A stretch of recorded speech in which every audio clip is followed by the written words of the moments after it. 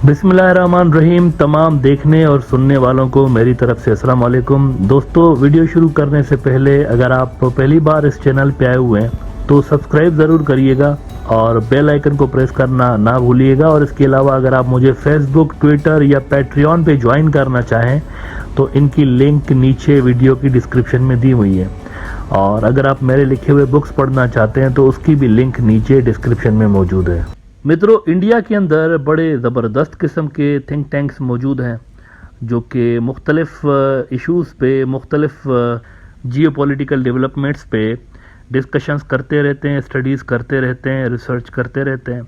और इनकी जो फाइंडिंग्स होती हैं, इनकी जो स्टडीज़ होती हैं, उसको ना सिर्फ इंडिया में पब्लिक लेवल पर पढ़ा जाता है बल्कि जो पॉलिसी मेकर्स होते हैं वो भी इसको पढ़ रहे होते हैं, इसको कंसीडर कर रहे होते हैं। ऑब्जर्वर रिसर्च फाउंडेशन ORF ये भी ऐसे ही बड़े थिंक टैंक्स में से एक है जिसको बहुत ज़्यादा पढ़ा जाता है इंडिया के अंदर। और मैं भी इसका एक फॉलोअर हूँ, उसको मैं देखता रहता हूँ कि कौन सी नई वहाँ पर डेवलपमेंट हुई है, किस चीज़ को इन्होंने डिस्कस किया है और वहाँ पर कंक्लूजन क्या निकाली है। पिछले दिनों इन्होंने एक बड़े अहम पॉइंट पे एक डिस्कशन की थी जिसमें लंबी चौड़ी एक लिस्ट थी पार्टिसिपेंट्स की जो कि बड़े अहम ओहदों पे भी रह चुके हैं। ये डिस्कशन थी असल में इंडिया और बांग्लादेश के इंडो पैसिफिक के आउटलुक के हवाले से कि दोनों मुल्कों की क्या स्ट्रेटजी है, क्या एक्सपेक्टेशंस हैं इस इंडो पैसिफिक स्ट्रेटजी से।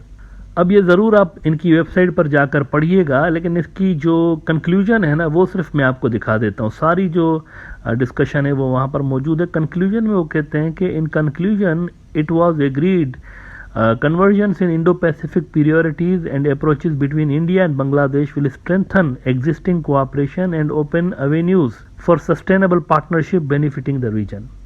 वो कहते हैं अगर बांग्लादेश और इंडिया के जो इंडो पैसिफिक में प्रायोरिटीज़ है ना, अगर उनमें कन्वर्जेंस पैदा कर दी जाए तो इससे बांग्लादेश और इंडिया के लिए बहुत सारी पॉसिबिलिटीज़ निकल सकती हैं मुख्तलिफ शोबों में। ऊपर उन्होंने ट्रेड के हवाले से और दीगर जो इश्यूज़ हैं इकोनॉमी के हवाले से डिस्कशंस की हुई हैं। लेकिन यहाँ पर एक बुनियादी चीज़ है जिसको मेरे ख्याल से थोड़ा सा इनको टच करना चाहिए था। आई होप कि अगर अगला जब भी इनका होगा सेशन इस हवाले से तो इसमें वो ये मुद्दा भी ज़रूर डिस्कस करेंगे कि इंडिया और बांग्लादेश की जो इंडो पैसिफिक स्ट्रेटजी है या जिस तरीके से वो इंडो पैसिफिक को देखते हैं उसमें एक बुनियादी फ़र्क है। और वो फ़र्क ये है कि इंडिया बेसिकली चाइना के फियर की वजह से इंडो पैसिफिक स्ट्रेटजी को उन्होंने अडॉप्ट करके रखा हुआ है। वो समझते हैं कि इंडो पैसिफिक स्ट्रेटजी के जो ममालिक हैं जैसे अमेरिका है या फिर जापान है या ऑस्ट्रेलिया है, इनकी मदद से वो चाइना के इन्फ्लुएंस को काउंटर कर सकते हैं। जबकि बांग्लादेश की जो अप्रोच है उसमें इस तरह की कोई चीज़ नहीं है। वो चाइना सेंट्रिक अप्रोच रख के नहीं आए हुए यहाँ पर। अगर आप उनकी इंडो पैसिफिक स्ट्रेटजी आउटलुक देखें तो उसमें ये चीज़ क्लियरली मेंशन्ड है कि वो ग्रुपिंग को सपोर्ट नहीं करते और वो इंक्लूसिव ग्रोथ को जो है वो प्रेफर करते हैं। और उसमें फिर वो शेख मुजीबुर रहमान का हवाला भी इसी आउटलुक के अंदर दे रहे होते हैं कि उनकी जो पॉलिसी थी कि सबके साथ हमने चलना है और किसी के लिए हमने कोई फड्डा या पंगा नहीं लेना। तो दोनों में बुनियादी फ़र्क है चाइना के हवाले से एटलीस्ट। और चाइना इंडो पैसिफिक स्ट्रेटजी का एक सबसे अहम फैक्टर है। तो यहाँ पर चाइना वाला जो फैक्टर है ना उसको ज़रूर डिस्कस करना चाहिए। अगला इनका जब भी सेशन होगा आई होप इसमें वो ये चीज़ डिस्कस करेंगे कि चाइना फैक्टर के होते हुए बांग्लादेश और इंडिया की जो प्रायोरिटीज़ हैं वो किस तरह से कन्वर्ज हो सकती हैं, जबकि दोनों अलग अलग तरह से चाइना को देख रहे होते हैं। बांग्लादेश के लिए चाइना ज़रूरत है, उनकी इकोनॉमिक ज़रूरत है, और बांग्लादेश के लिए वो उनका सबसे बड़ा ट्रेड पार्टनर है। वो उनकी तरक्की के लिए, वो कहते हैं हमारी तरक्की के लिए ज़रूरी है, हमारी सप्लाई चेन इनके ऊपर डिपेंडेंट है। जबकि इंडिया मुख्तलिफ तरह से चाइना को देख रहा होता है, वो उसको सिक्योरिटी थ्रेट के रूप में देख रहा होता है। तो क्या चाइना जैसे बड़े मुल्क के होते हुए दोनों मुल्क की प्रायोरिटीज़ इंडो पैसिफिक स्ट्रेटजी के अंदर कन्वर्ज होंगी? I don't think so. मुझे लगता है कि बांग्लादेश की जो परसेप्शन है इंडो पैसिफिक स्ट्रेटजी के हवाले से वो बिल्कुल दुरुस्त है। ये डेवलपमेंट पे फोकस्ड कर रही होती है, ये किसी मुल्क के खिलाफ नहीं है। और अगर आप इसका रिसेंट मिसाल देखें तो मिडल ईस्ट में हमें नज़र आता है कि जब मुल्कों ने अपनी परसेप्शन चेंज की एक दूसरे के हवाले से तो उनको ज़्यादा फ़ायदा हुआ है। मिडल ईस्ट के अंदर आप देखिए कि तुर्की की जो परसेप्शन थी सऊदी के हवाले से बीच में कुछ अच्छी नहीं थी, और इसी तरह से यूएई के हवाले से भी वो कुछ अच्छा नहीं सोच रहे होते थे।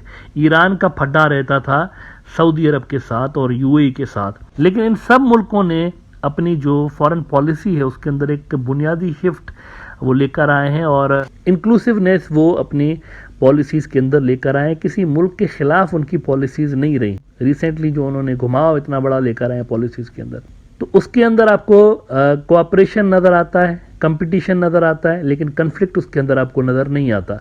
यही चीज़ आपको बांग्लादेश की इंडो पैसिफिक स्ट्रेटजी के आउटलुक में नज़र आती है, जबकि इंडिया की जो इंडो पैसिफिक स्ट्रेटजी का आउटलुक है या जिस तरह से वो इंडो पैसिफिक स्ट्रेटजी को समझ रहे हैं, उसके अंदर कन्फ्लिक्ट है। चाइना के साथ कन्फ्लिक्ट है उनका।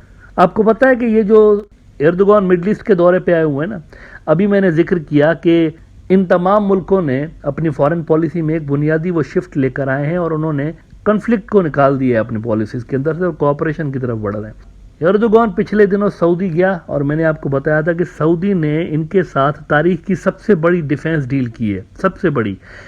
तुर्की की तारीख में इतनी बड़ी डिफेंस डील कभी भी नहीं हुई।